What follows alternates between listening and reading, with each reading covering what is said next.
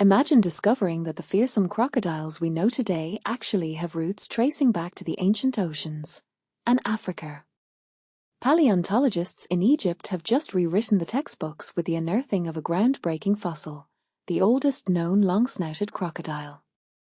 This isn't just another bone in the sand. It's a game-changer that fundamentally alters our understanding of how these incredible marine reptiles evolved and spread across the planet. This remarkable discovery, detailed in the Zoological Journal of the Linnean Society on October 27, points to a species that swam the seas a staggering 80 million years ago. The implication? Africa was likely the very cradle of seagoing crocodile evolution. The newly identified species, christened Wadisuchus kassabi, paints a vivid picture of a formidable predator.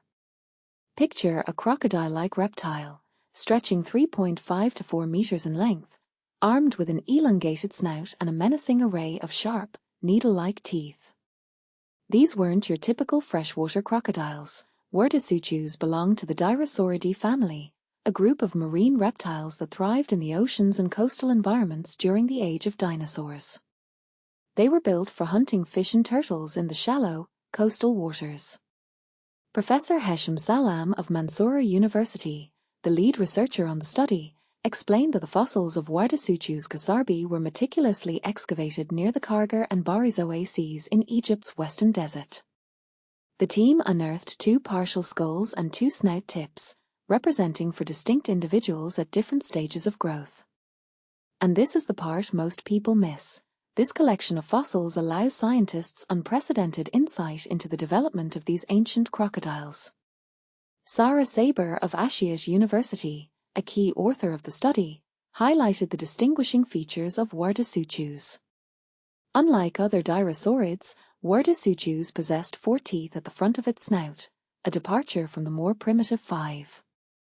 Furthermore, its nostrils were strategically positioned on top of its snout, perfectly adapted for breathing at the surface.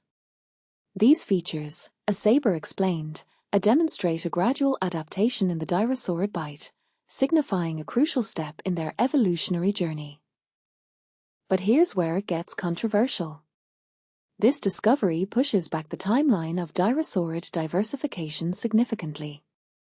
Instead of emerging during the Maastrichtian period, 72 to 66 million years ago, as previously believed, Wadisuchus suggests that these marine crocodiles began their evolutionary journey during the early Coniacian Santonian, approximately 87 to 83 million years ago. That's millions of years earlier. Belal Salem, a PhD student at Ohio University and a member of the research team, emphasizes the profound implications of this finding. This discovery indicates that Africa was the cradle of Dyrosaurid evolution, from which later lineages spread across the globe. Phylogenetic analyses consistently place Wadisuchus as an ancestor of the Dyrosaurid group, providing strong support for the African origin hypothesis.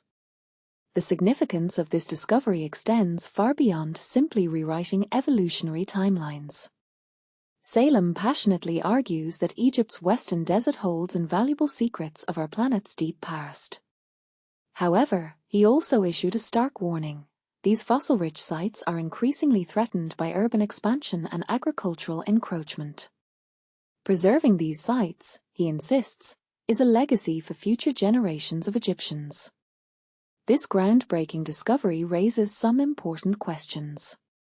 Does the earlier origination of Dyrosaurids in Africa challenge existing theories about continental drift and animal migration? Could other undiscovered fossils in Africa hold even more clues about the evolution of marine reptiles?